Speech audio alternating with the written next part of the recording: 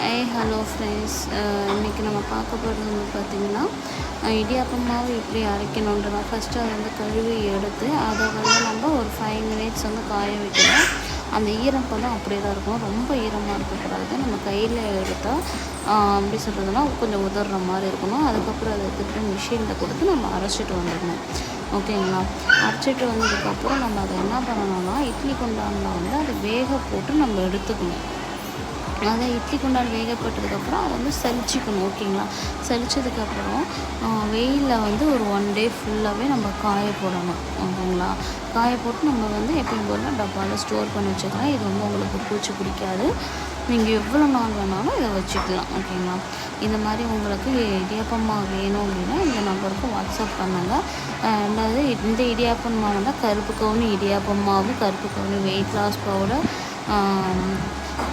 ragi idiyappam